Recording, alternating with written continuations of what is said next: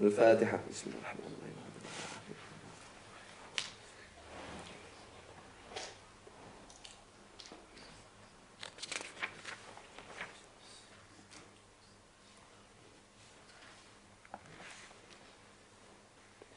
بسم الله الرحمن الرحيم. الحمد لله رب العالمين، والصلاة والسلام على أشرف المرسلين سيدنا ونبينا ومولانا محمد صلى الله عليه وعلى آله وصحبه وسلم تسليما كثيرا. رب اشرح لي صدري ويسر لي أمري واحلل عقدة من لساني يفقهوا قولي. اللهم لا سهل إلا ما جعلته سهلا وأنت تجعل الحزن إذا شئت سهلا سهلا. Alhamdulillah, we are coming now to the heading under the chapter of the benefits of hunger in the Ihya Ulumuddin, the heading that reads اختلاف حكم الجوع وأحوال الناس فيه. The ikhtilaf, there's always ikhtilaf in the ummah, and even on this particular matter there's ikhtilaf. There are differences of opinion amongst the ulama whether it is actually advisable for people to go on a hunger strike to discipline themselves. Right? Is it a good thing or is it not? Because there were those who did not incline towards disciplining their nufus by starving it. Right? Though for many people it worked. So Imam al-Ghazali rahmatullahi alayhi, even though he was of the people who inclined towards disciplining the nafs through starving it, through refusing to fulfill its desires. He was of that of the ulama who inclined towards that opinion. He is fair to mention, he is very fair, so he mentions the ulama who were not inclined towards that. And we will listen to what they say about that. First of all, Imam Ghazali tells us all, وَعْلَمْ إِنَّ الْمَطْلُوبَ الْأَقْصَى الْوَسَطِ. He says, remember that the furthest you want to, you want to stretch your ability is the middle path. Don't go further than that. Right? That is the asal. Always stick to the middle path. Nabi Muhammad sallallahu alayhi wasallam, was never given, a choice between two things, except that he chose the easiest of them. Rasul sallallahu alayhi wasallam used to love the middle path in things. Okay? فَخَيْرُ الْأُمُورِ أَوْسَطُهَا. And our beloved Prophet sallallahu alayhi wasallam said that the best of matters are the one that's in the middle. And Allah subhanahu wa ta'ala tells us also in the Quran, وَكُلُوا وَاشْرَبُوا وَلَا تُسْرِفُوا. Allah says in the Quran, eat and drink, but don't waste. So Allah subhanahu wa ta'ala also loves the middle path. Okay? وَمَهْمَا لَمْ يَحِسُّ الْإِنسَانِ بِجُوعٍ وَلَا شِبَعٍ تَيَسَّرَتْ لَهُ الْعِبَادَةِ وَالْفِكْرُ وَخَفَّ وَقَوِيَ عَلَى الْعَمَلِ. As long as a man does not feel with intense hunger or intense satiation, it's overindulged, right? As long as he does not do that, he will continue to feel ease in worship, he will continue to feel ease in thinking, tafakkur, which is very important, and he will feel that his nafs is light, he can carry it to do things, khidmah for the community, khidmah for his family and for himself.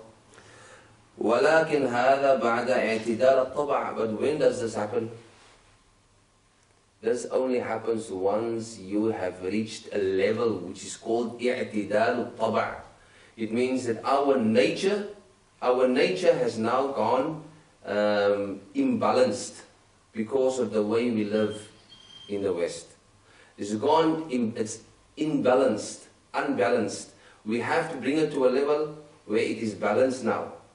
Once it is balanced, then we can say the middle path is fine for us. But now we have to bring it down. Okay?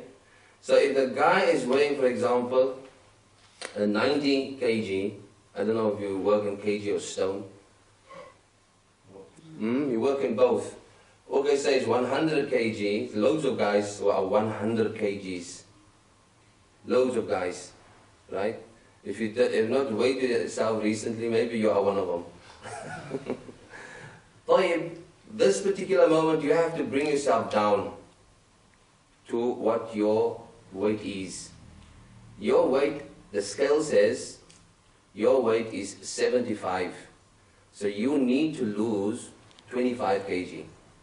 Once you have gone through the process of disciplining, this is now the physical body, once you've gone through the process of losing that weight, that excess weight, now you can chill. But obviously, you can chill with intelligence now that this is going to benefit me and that is not going to benefit me. This is going to bring me back to square one and that is not going to bring me back to square one. You are now intelligent. And now you have a different lifestyle to what you had before. Now the same with the ruh. Right? The ruh has had lots of habits. Right? Eating ice cream at night before he goes to bed. Right? Sitting with sensations while watching his favorite program in bed. Nothing, and he falls asleep in this way. What's going to happen is going to put on weight very quickly and very swiftly. Now he realizes he's at fault, he's going to lose excess weight, so he's going to bring it down. He's going to change. He's going to have a new diet, right? He drinks water before, if he wants to top up, he drinks water. If he eats more, if he feels hungry, he eats dates or he eats nuts, for example. He makes changes in his life, like that. So when he disciplines his nafs away from all of those luxuries and all of those things that's not beneficial to him, right? The nafs now becomes accustomed. The self becomes accustomed to this way and eventually it adopts it. It's now his new way of life. Right? Now, here at this particular point where his nafs has now accepted this is the new way of life, if he now finds himself in between hunger and satiation, if it's in between, it's fine. Let's don't worry. It's okay. It's actually a good place to be. Right? So, the mutawassit way, the middle pathway is actually for that guy, not for the guy who is still on his old habits. You get me? He's still on his old habits. You know, he's, there's Pepsi, Max and Coke and everything in the fridge. Lots of ice cream and stuff, and that is for his dessert. So he says, okay, khalas, I'm going to strike a middle path in this particular state that I'm in. And the middle path is this. It's not going to work. He's going to quickly flip back to his old habits, right? So the disciplining has to happen first before he can settle on a middle path. أما في بداية الأمر فإذا كانت النفس جموحا متشوقا إلى الشهوات مائلة إلى الإفراط فالاعتدال لا ينفعه. Imam Ghazali says exactly those words. If the man is still in the beginning stages, that i'tidal, that striking a middle path, while he's still 100 kgs, it's not going to help him. It's not going to help him. Right? So because the nafs is still not weaned away from all of those luxuries, okay? And the daily breakfasts, for example. فإذا ارتاضت واستوت ورجعت إلى الاعتدال ترك إياهما ولأجل هذا يأمر الشيخ مريده بما لا يتعاطاه هو في نفسه لأنه قد فرغ من تأديب نفسه. ولما كان أغلب أحوال النفس شره والجماع والامتناع عن العبادة كانت الأصلح له الجوع الذي تحس بألمه والمقصود أن تنكسر حتى تعتدل. So Imam Ghazali gives us a very beautiful point here. He says, this hunger that we are adopting in our lives is actually very beneficial for us. Right? So to get away from that old system and into a new system is very important for us. Whilst doing that, you're going to discipline the nafs away from all of those bad diets. Once you have reached the level of control over the nafs, you can control yourself from not going for all of these luxuries. That particular state is the ultimate achievement. Is the ultimate achievement, because here now you're going to see amazing things happen. Right? The Shaykh does not only teach the murid, do zikr, do ibadah, stand up for tahajjud. The Shaykh, the true Shaykh, looks at the physical state of his murid as well. He puts him on a diet. Don't eat too much meat. Stay away from meat. Stay away from the restaurants if you can. Talking to myself. Eat the food of the salihin, preferably your wives, your mothers, your sisters. Right? Did you know that Muslims, the 70% of the sheep meat in this country is consumed by us? 70%. MashaAllah. MashaAllah. We are high achievers in that area. Allahu Akbar. Now I went to one of the main catering services for weddings in Bradford today. MashaAllah. It was in the newspaper, he told me. I said, where do you get your own statistics? He said, no. This is in the newspaper. Okay? They send these statistics out to guys like us, so we can see what we are doing to the community. We are serving them things that will make them ill, and eventually we will have to sit with the problem. Now, so amazing things will happen. The Shaykh will tell his murid, stay away from that food, stay away from that food, because the Shaykh knows if he eats too much meat, it's going to result in shahawat. Right? If he's going to eat too much, camel meat, it's going to result in shahawat. So the Shaykh doesn't want a shahwani murid.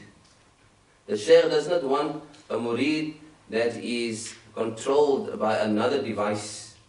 He must be controlled by one device only, that's the Shaykh. Right? You know how it works between a murid and a Shaykh? The murid is actually like a dead corpse in front of the murid. Now let me wash your armpits. And it goes. Right? Let me clean your ears. Whatever the Shaykh does to the murid, the murid should surrender to it. It's a difficult thing. But murids used to be like that. I don't know if they are like that today. I don't think so. So, in order for the Shaykh to achieve these amazing goals of, for example, uprightness in ibadah, piety, abstaining from the dunya, and all of these things, that diet that the Shaykh is putting his murid in is very vital, extremely important. Right? Now that is why in the olden days, maybe, the Shaykh was an extremely important figure in the community because he saw to everything. Right? Today we have shuyukh like that, but some shuyukh like to be longer served, on time, every time we meet, and everybody should leave until the bellies are full. Well, hospitality. But the murid should know that there's a limit, you shouldn't go overboard. وإنما يمتنع من ملازمة الجوع من سالكي طريق الآخرة إما صديق وإما مغرور أحمق. So some people, they say, okay, we're going to take this path of hunger, disciplining the self, not giving it everything at once, right? Making it stuffing our face day and night. But rather we're gonna discipline it. Hunger strike. So they start. So Imam Ghazali says, you have to be really serious with this. It has to be continuous. And the only person who can be continuous in this is the Siddiq or the Maghrur, the one who's deceiving himself. Right? So if you say, I'm going to stick to this, you have to be truthful in this, then it's going to stay with you. Every single day, every single night, you have to make that niyyah. Now if you're maghrur, if you're deceived, it doesn't mean that you're now a sinner. Get me right? Because I'm maghrur, I'm deceived sometimes. I'm telling you, I'm maghrur. You're not a sinner. You're not doing a kabira, right? Human nature is like this. When the hunger is kicking in, right? If he's not strong enough, he's gonna take, he's gonna eat anything or whatever is served to him. He's gonna eat from it. Like for example, he's hungry and he's coming to a wedding. Food is served, everybody's eating. He's going to eat naturally. Okay, he's not gonna resist. So when a person is in this hunger state, you have to have a plan for yourself. And that plan is this. It's like a person who's diabetic, right? If you are diabetic, then you have to also discipline yourself. You just can't eat anything, otherwise you'll die. Okay? So what you have to do is you have to, when the urges are there for sweet things, right? And my sugar level is already high, I need to control it. Then you have to discipline yourself by staying away from these places. You have to stay away from the candy shop. You have to stay away from, maybe the matai shop. Right? You get a jalebi guy that's baking on the street, and he goes with the jalebi. You have to stay away from that. Because saliva is gonna flow, and you want to eat. Right? And you're gonna get weak. If you are weak, and then you're gonna eat the sweet things. Okay? So that is the same we say with the guy who's trying to stop drinking, smoking cigarettes. So he's trying to give up. And it's going well, it's going on well, and then all of a sudden his mates show up, and they're all smoking. He's going to end up smoking. It's going to be difficult for him to resist. The same we say about alcohol and other substance abuses. So the same here, we don't say it's a substance, but Jew obviously is something that causes a lot of ailments. We can almost call it some sort of a substance, So when a person set out on this path, to be continuous on it, you have to be a siddiq, strong. Or else you're going to be, if you're not strong, then you're going to be a maghrur, meaning you're going to follow this path and then you're going to fall out. You're not going to keep up with the marathon. No? So it means, what is it telling us? It tells us that you have to have a strong willpower, a strong resolve.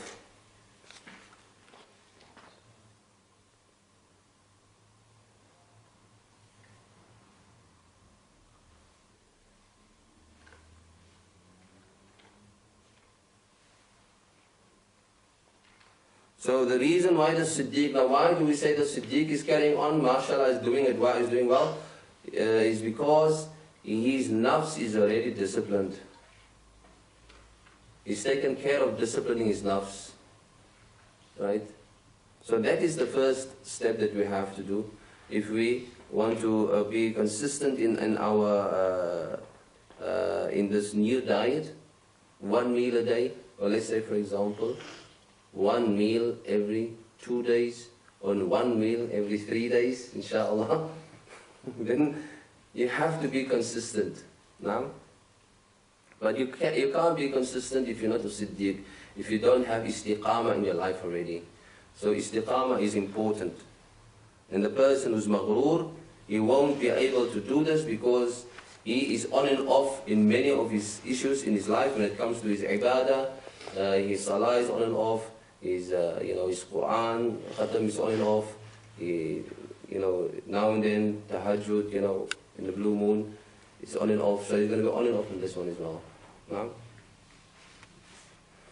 وهذا غرور عظيم فإن النفس قلما تتأدب تأدبا كاملا. Because this particular deception that we have now, we in the quarter of deception. This deception is very, very big, Imam Ghazali says, because it's very seldom when you find the nafs does not give in entirely. Right? If you want to start off on this particular regime, this new diet, you have to be very, very disciplined, and you have to be very, very serious about this particular matter. Okay? You can't go in and ask, I'm going to try it out. If you're going to say, I'm going to try it and see what happens, it's not going to work. Because the nafs does not submit to the stick immediately. The nafs is like that, right? وكثيرا ما تغتر فتنتظر إلى الصديق ومسامحته نفسه فيقيس نفسه عليه كمريض ينظر إلى من قد صح فيتناول وما يتناول ويظن نفسه الصحة فيهلك. So Imam Ghazali says, what happens now is, because the one who's deceiving himself and the Siddiq, they're not living. There's a group of Siddiqs there, and there's a groups of Maghrureen over there, people deceiving themselves over there. They are mixing, don't they? I might have a wife that's a Siddiq, and I be Maghrur, okay?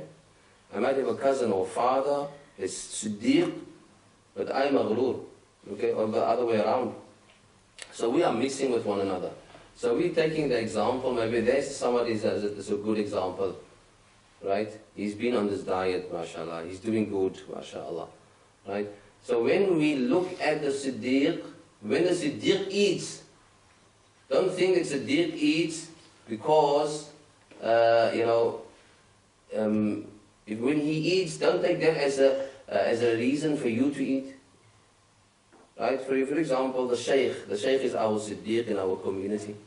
So the Shaykh eats, right? The Shaykh goes for it. So you think, mashallah, I can also go for it. Doesn't work like that. It's like a person who is healthy and a person who's ill, right? If the healthy person, for example, you get the healthy person they're sort of diabetic, right? And the person who's a diabetic. If the person who's a diabetic comes to the table and all of his friends are there and he sees, those who are not diabetic and they go for it. If he goes for it, what's going to happen? He's going to kill himself. So the Maghrur has to know this as well. When he's on this path, he can't follow the Siddiq as an example. Right? Otherwise he's going to kill himself. He has to stick to the plan. And the plan is this. Work yourself from 3 meals a day to 2 meals a day. From 2 meals a day to 1 meal a day.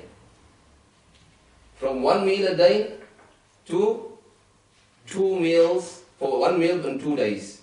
And then 3 meals for 2 days. You have to have a goal. ويدل على أن تقدير الطعام ليس مقصودا في نفسه إنما هو مجاهدة النفس أن الرسول صلى الله عليه وسلم لم يكن له تقدير وتوقيت لطعامه. Now look here, the actual point of this food, we're using food, right, as an example to gain what? To gain a disciplined self. It's the best place to start. Right? It's a very good place to start. It's the best. It's like when you train somebody to pray. Never prayed, oh, these prayers heavy. We said, pray Fajr namaz. If you can stand up for Fajr namaz, you can easily perform Dhuhr and easily perform Asr, Maghrib and Isha. Okay? So what is the point of... There's other things a person can say, well, discipline yourself on not wearing flashy clothes. But it's easy to do that. Discipline yourself or not hanging out with your friends. Find different friends. It's easy to do that. Right? There's some mujahada in there, yes, but it's easier than staying away from food. Okay? So if you can stay away from food, you are disciplining the nafs. Once the nafs is disciplined, right, it will be easy for him to stay away from, television, the internet, easier for him to stay away from smoking, stay away from bad friends, and other things. Okay? So you're throwing your nafs in the deep end. Imam Ghazali says the reason why we choose ta'am, food, to discipline ourselves on our intake, food intake, is not to discipline ourselves on a stricter or a healthier diet, but rather The point is disciplining the nafs, getting a disciplined nafs. That's the goal. The goal is not a diet. Then the goal is a disciplined nafs. Imam Ghazali says, haven't you seen Rasulullah? Rasulullah sallallahu alayhi wa sallam used to eat whenever he wants to eat. He ate a 3 meal a day. Rasul sallallahu sometimes used to fast. The Sahaba said, sometimes Rasul sallallahu alayhi wa sallam used to fast. We thought he never eats. And sometimes he used to eat, we thought he never fasts. Rasul sallallahu alayhi wa sallam. Now, when Rasul sallallahu alayhi wa sallam used to love certain food, Ad-Duba was one of his favorites, courgettes. Rasul sallallahu alayhi wa sallam loved that. He had his own delicacies. Rasul sallallahu alayhi wa sallam. But why could he eat as he wanted? And he's our example because his love was already disciplined. He achieved the goal. Our goal is to get to that point of disciplining the nafs. And we're going to do it through disciplining ourselves, from crying every time, I want this. We are like kids, 6-year-old, or maybe less than that, 5, or lower than that, 3, 4, walking with the mother in a candy store, or maybe in the supermarket. I want that, I want that. Our nafs inside ourselves is still like that. Right? But we drive in our cars, and then we've got all of these nice kebab restaurants and restaurants on either side, and we're hungry, and it's calling, come and have me, come and have me. So you stop, you pull over, and you get yourself a big fat burger. Now, what the burger now is the mountain burger. Ask about it. No. لم يكن له تقدير وتوقيت للطعام. قالت عائشة رضي الله عنها كان يصوم حتى نقول لا يفطر. يعني سيدة عائشة used to say كان يصوم حتى نقول, Rasul sallallahu alaihi wasallam used to keep fast until we said لا يفطر. This man doesn't eat. ويفطر, and he used to eat sallallahu alaihi wasallam حتى نقول, until we say لا يصوم, he never fasts. That was Rasul sallallahu alayhi wa sallam related in Bukhari and Muslim. وَكَانَ يَدْخَلُ عَلَى أَهْلِ فَيَقُولُ هَلْ عِنْدَكُم مِّن شَيْءٍ. He used to come sometimes into the house, and Rasul sallallahu alayhi wa sallam used to ask his family, have you got anything to eat? No? فَإِنْ قَالُوا نَعَمْ أَكَلَ. And if they said, yes, there's something cooked on the stove or whatever, on the tanura, then he used to eat, sallallahu alayhi wa sallam. وَإِنْ قَالَ لَا قَالَ إِنِّي صَائِمٌ. And if they said no, there's nothing to eat, he used to say, I'm fasting today. SubhanAllah, I didn't put him through hell. There's no food in the tent. Something has to be there. Allahu Akbar. وخرج صلى الله عليه وسلم يوما وقال إني صائم. فقالت عائشة يا رسول الله قد أهدي إلينا حيث قال قد كنت أصبحت صائما ولكن قربيه. SubhanAllah, listen to this example. Rasul sallallahu alayhi wa sallam is not teaching us to be zuhad, but Rasul sallallahu alayhi wa sallam is teaching us the middle path, the path that he likes. But when is that middle path, sort of according to the rules of tasawwuf and the rules of tazkiyah permissible? It's permissible, or it's jaiz, acceptable for you to follow that middle path once you have lost that access, once you have come out of that habits of constantly eating and wasting, eating and wasting. Once you've come out of that habit, then you can take a middle path, right? But once you are still stuck in that habit, and it's difficult for you to lose those habits, then you have to keep on a special regime, a special diet. And that diet is what Imam Ghazali mentioned in the dars last week, and that is obviously to aim for one meal that covers you for 3 days. Okay? That's the starting point. That is not the starting point, that is the goal, sorry. That is the goal. And it's good to start now, so you can be ready for Ramadan. Inshallah ta'ala. Long hours. Inshallah. وَحُكِيَ. So listen to this. Rasul sallallahu alayhi wa sallam came into the house one day. Oh, he woke up sallallahu alayhi wa sallam, and he was fasting alayhi salatu wa sallam. Subhanallah, listen to this. He was fasting. وَخَرَجَ يَوْمًا. And he came to the house of Sayyidah Aisha. He came out to his house to Sayyidah Aisha.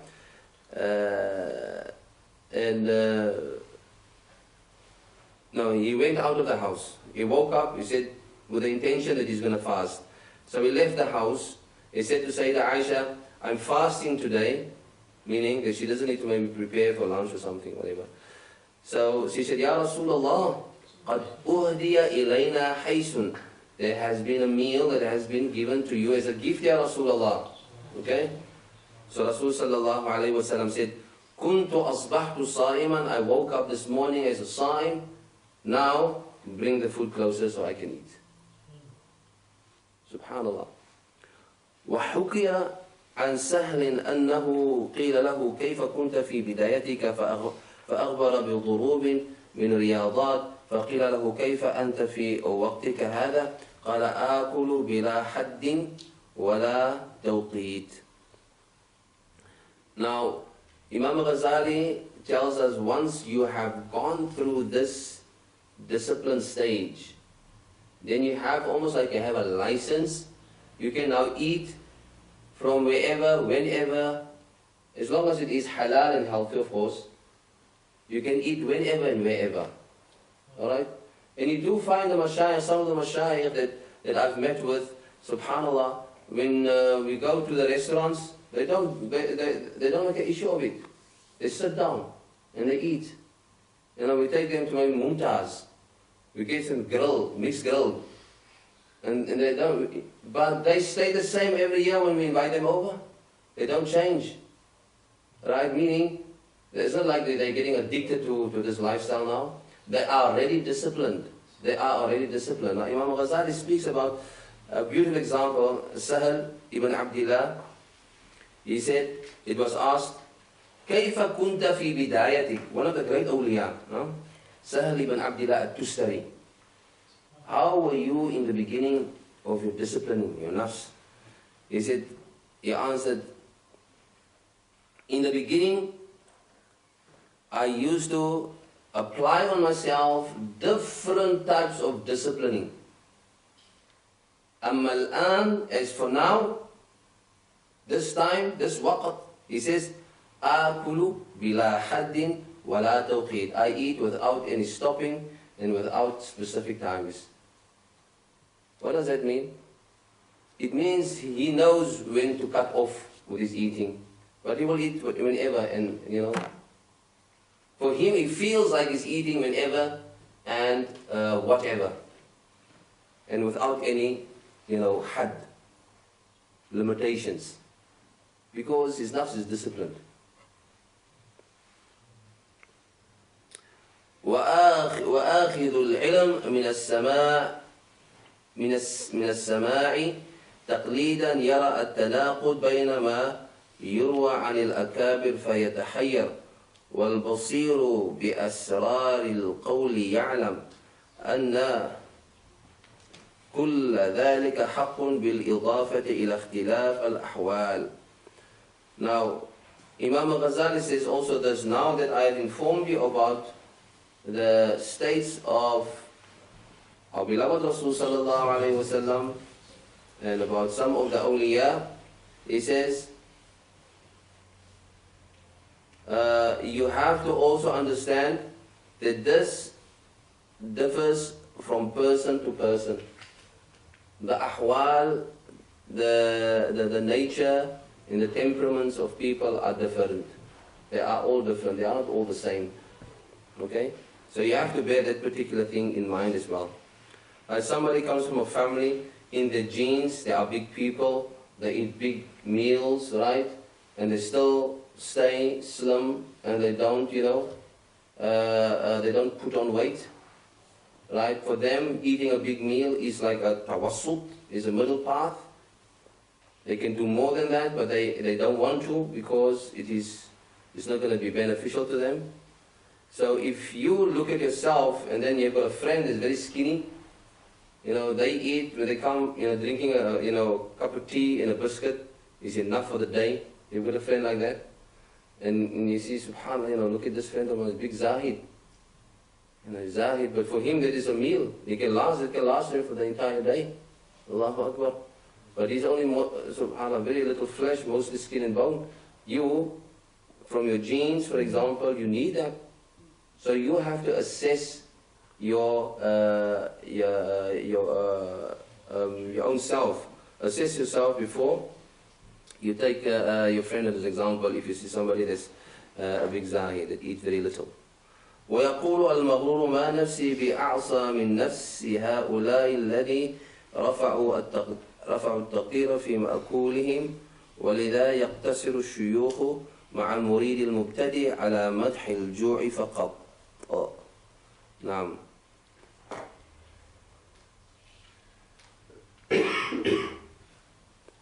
ويسمعها المحتاط أو الغبي المغرور فيقول فطن المحتاط ليس نفسي أطوع من أنفس هؤلاء الكبراء الذي امتنعوا. نعم. So there are two people. There's the one who listens to the examples of the awliya, like for example Sahal ibn Abdullah al-Tustari. They listen to the advice of the awliya and then they say, well, look at these big people, they couldn't make it, so if they couldn't make it, for example, these things that they mentioned, Sahal ibn Abdullah al-Tustari used to eat so much, subhanallah. Another example of Imam al-Shafi. Imam al-Shafi was a big zahid and a Sufi, and one day Ahmad ibn Hanbal invited him, and Ahmad ibn Hanbal had a daughter, and he said, Shafi is coming over, big faqih who came from Hijaz, is coming over to have a meal at my house. Maybe you can be second wife or his third wife, Allahu alam. So you come over, you observe how he is as a person, and if you like him, and then maybe you can ask him if there's room for you in his life. So Imam al-Shafi came, and normally Imam al-Shafi doesn't eat a lot. When he came to Ahmad ibn Hanbal's house, subhanallah, Imam al-Shafi ate so much, ya Latif. Every time the daughter to go to the kitchen and bring in, Ashafi wants this, Ashafi wants that. Is there any Zayd? Get Zayd. Sometimes they go to the neighbors to get whatever, Imam al-Shafi ate so much. And then the night, Imam al-Shafi was sleeping. Not sleeping really, but he was laying. And Imam Ahmad ibn Hanbal stood up for tahajjud and was praying tahajjud. And al-Shafi was laying on his back whole night like this. Until Fajr. So she was watching him. Maybe he eats a lot, khalas, that's okay. Maybe we can, compromise. But let us see if he prays, because if he doesn't pray, then khalas, I'm going to forget about him. So she watched if he asked for his water beaker to take wudu and stuff like that. Nothing happened throughout the night. Nothing. So the following morning, he met with Imam Ahmad ibn Hanbal. Obviously they were friends. He said, we had intention to maybe ask if there is place in your life for my daughter, but unfortunately she declined. He said, why did she decline? He said, well, when you came in, normally we know of you as a person of zuhad, and you eat very, he wasn't a, overweight person, a very skinny person, Imam Shafi. We know of you to be like this, but when you came, you constantly requested this and then that and then that and then that. So she said, you eat too much. And then she said, well, let's look at this tahajjud, if he does any tahajjud. Because we can tell if he's an abid. Why? We know now he's not a zahid because he's eating a lot. So he might be an abid, a worshipper. Khalas, there was no tahajjud either, what's going on?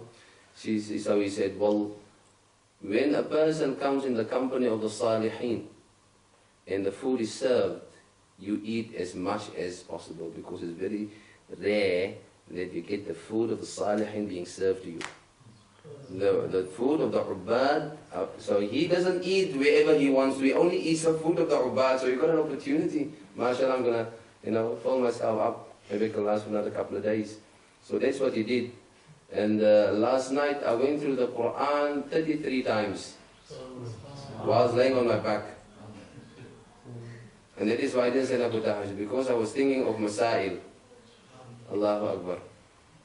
So she already declined, but Imam Shafi was on his way back, so that was, her loss. So you see the Salihin behave like that sometimes. To some of the people who find out about the Salihin, they say, khalas, I will never be able to make it, because if these Salihin, these Zuhad, if they ate so, intensely, Like Ash-Shafi'i at the time of Imam Ahmad ibn Hanbal, and the way Sahal ibn Abdullah Tustari describes, I eat without any limit and just carry on. How can I ever reach that level of piety and disciplining my nafs if their nufus is still undisciplined? So he misunderstood the khabar, he misunderstood the news that was brought to us about these people. Okay, there was a reason why they ate like that. Okay, and then the other guy who's the maghrur, the one who's deceived, completely deceived. What will he say when he listens to akhbar like this? He says,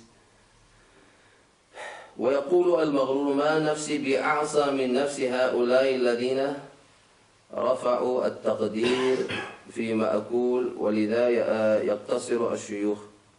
The maghrur will say the same. You know, how can I ever get there if these people who are already purified still eat like this? And I'm not purified still. Okay? I'm not purified yet. I'm not disciplined yet. And these guys who are disciplined, they still eat like this. So I'll never be able to. Now, this is why the Shuyukh Imam Ghazali says, the Mashayikh, they try to put the mind of the murid at ease by telling him from the beginning, right?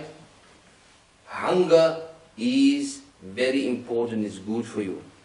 So the Shaykh won't mention, you know, the qisas like these qisas, right? The Shaykh won't open up, you know, that the mashayikh and the awliya, they used to eat, you know, they used to eat. No. The Shaykh will only say, hunger, hunger, hunger, hunger, hunger, hunger, right? And that is what will encourage the murid. So if you want to get there, look at the akhbar, the news that was brought to us on the benefits of hunger. حتى لا يجد الشيطان متعلقا من قلبه فيلقي إليه إنك عارف كامل وما الذي فاتك. So the Shaykh says, okay, we start off with hunger and the benefits of hunger. And this is what hunger will give you, and this is how hunger can change you and make you a better person. Alright? The reason for that also is that shaitan don't come and infiltrate the heart, because once the stomach is full, the heart becomes relaxed, and a relaxed heart is an open door for shaitan to come in and do his thing. وأدب عمر رضي الله تعالى عنه ولده عبد الله إذا دخل عليه فوجده يأكل لحما مأدوبا بسمن فعلاه بالدرة. Sayyidina Umar رضي الله تعالى عنه, he taught his son like that. Now this is what you have to listen to, not the previous examples, okay? We told you this so that you be aware if you hear the ulama ate, subhanallah, you know, full platters of mixed grill, right?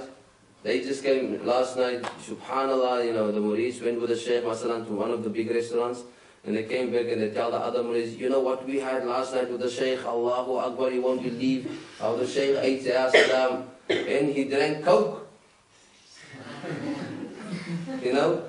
So don't fall for that. The Shaykh is already sorted out, right? And when you read these, you know, these biographies of some of the awliya, they are sorted out. Take the discipline of the words or the nasiha of the Shaykh at this particular point. Like Sayyidina Umar radiallahu ta'ala anhu, he came into the house one day and he found Abdullah, his son Abdullah ibn Umar. What was he eating? He was eating meat, ma'aduban bisiman, and the meat was roasted in oil and fat, right? Sayyidina Umar radiallahu ta'ala came with a stick and started beating him up. So how can you eat this? This is not the food of the zuhad. قال لا لك كل يوما خبزا ولحما.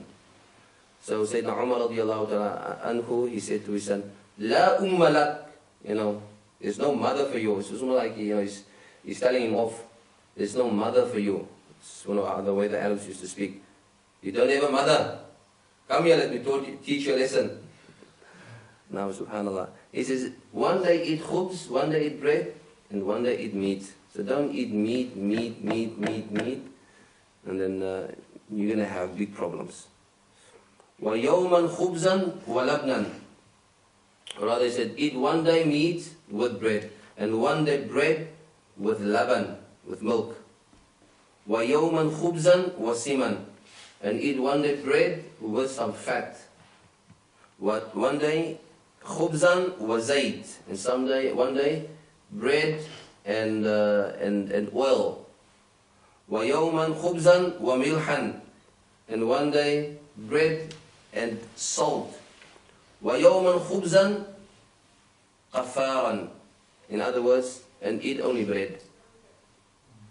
Now, subhanallah, it is, it's a bit of a shame, our community, when we see the child run outside, children come in and out of the house. Mommy, I want this, I want that. SubhanAllah, I've seen this. We had Arab neighbors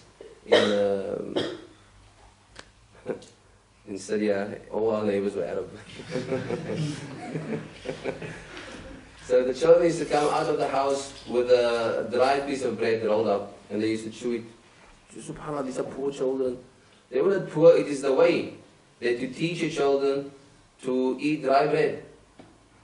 SubhanAllah, give them some, can't the mother put something on them, some jubban, some cheese, or some, some peanut butter maybe in between it. No, just dry bread.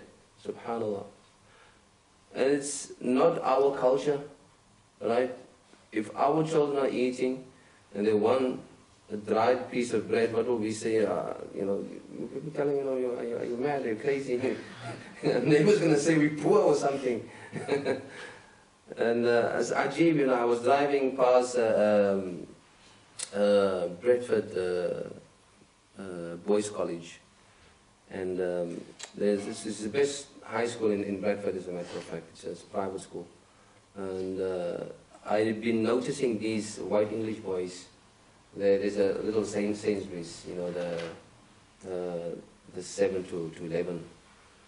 And they went, it's now, I've seen them quite a few times. They would go there and they buy dry bread and they would eat it. And then there's what's it called again? It's a Subway next to it. And you see the Pakistani, boys from the same school, they come with a foot long. They come with a foot long out. So, it's our culture needs to change. Our habits needs to change. And this is what tasawwuf is all about. Our habits is killing us to a certain extent. Look at how we eat. 70% of the consumers, 78% of the meat consumed, sheep meat in this country consumed, is by Muslims. It's crazy, the statistic. وَهَذَا هُوَ الْاعْتِدَالِ. And even Sayyidina Umar radiallahu ta'ala anhu said, this is the middle way. Okay? This is the middle way. فَالْمُوَاظَبَةُ عَلَى اللَّحْمِ إِفْرَاطٌ. So if a person eats meat, Sayyidina Umar radiallahu ta'ala anhu says, this is ifrat. Ifrat means this is exaggerating. Be in the middle path. وَمُهَاجِرَتُهُ بِالْكُلِّيَةِ إِقْتَارٌ. And to stay away from it completely is damaging yourself, causing harm to yourself. وَهَذَا قَوْمٌ بَيْنَ ذَلِكَ. And there are people in between that. So you have to be not to the extreme on either side, but you have to be in between. And from the middle to the extreme, and from the middle to the negligent part, there are people in between as well. Okay? So you have to find yourself close to the middle as possible.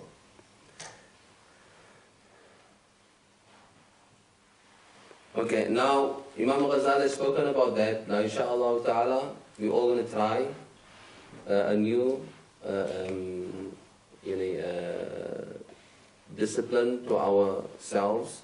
We're going to try to minimize, we're going to try to fight the nafs, disciplining it, to stick to one particular plan from now onwards. Okay? Eat healthy, but also watch when you eat. try to minimize the meals. Like obviously our nafs is going to ask for something, for food, but what do? Be very clever, top it up with water, top it up with, have dates and nuts in the house, and eat that in between as little snacks. So don't go for the packet of crisps. You say, I'm hungry now, I'm not going to have a meal, but I'm going to have a crisp packet. And you have to be also careful, crisp packets, they have a lot of carbohydrates and they have a lot of calories. So whilst you are losing calories, one crisp packet can put it back on. Okay, I'm not going to have a meal now, but I'm going to have a Snicker bar. This is actually defeating the purpose. Take healthy, natural stuff. Apples, bananas, things that fill you up. And try to put that in place of all of these other extras that we add in to our diets. Once we achieve the goal, and that is that our body is now comfortable with this new diet that we have set up for ourselves, please believe me, this is coming to the big mas'ala, the big fat mas'ala, obesity mas'ala. Obesity is a big problem, I'm telling you. And so it is Imam Ghazali helping us to come out of this big fat thing, this everybody talks about. Is disciplining ourselves, living a healthy lifestyle. Why? Is the target is to discipline the nafs. So the nafs can say no when other temptations is thrown in front of them. Okay? Other stupid dunya temptations is thrown in front of them. Woman, cars, party life, nightlife. There's so many things out there, right? So a person can say no to these things because the nafs is under control now. Okay? And this is a very good point to start. So look at it like this. Whatever encourages you, read about dietary products, what is best for you. Go to the doctor. Here you have to bring the doctor in.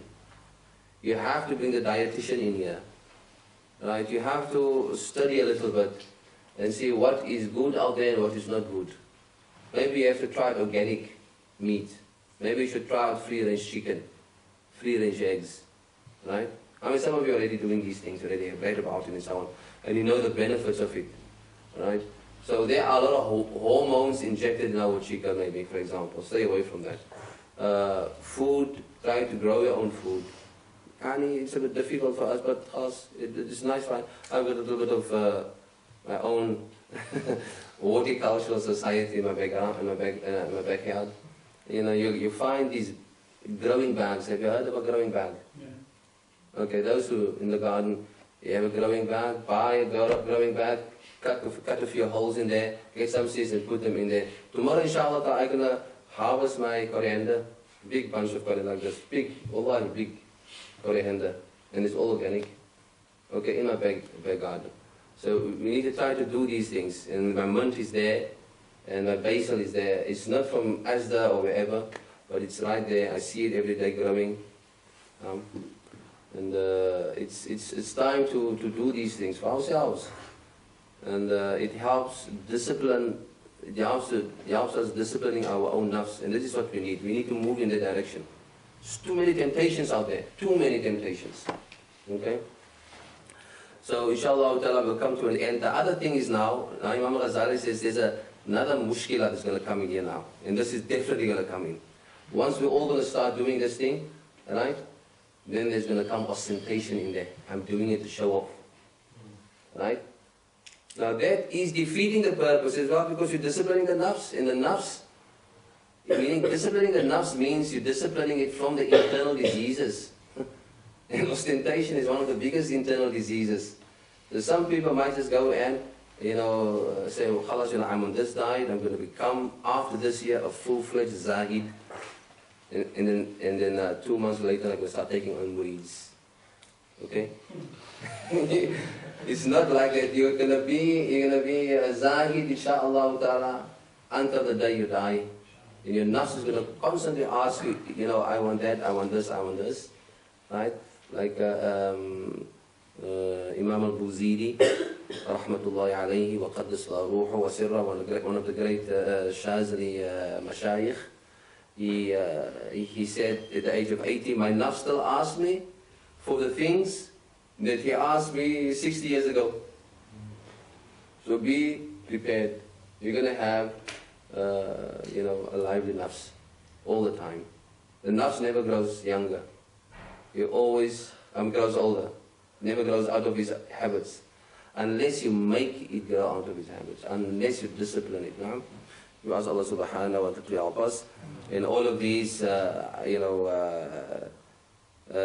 steps we are taking to discipline the nafs, in Allah subhanahu wa ta'ala's hands lies all tawfiq. So we ask Allah subhanahu wa ta'ala to guide us, to help us, to aid us with His tawfiq. And that is what we need to attain success. Alhamdulillah Rabbil Alameen. Any questions? Nothing, inshallah. Everybody feeling hungry? Allahu Akbar.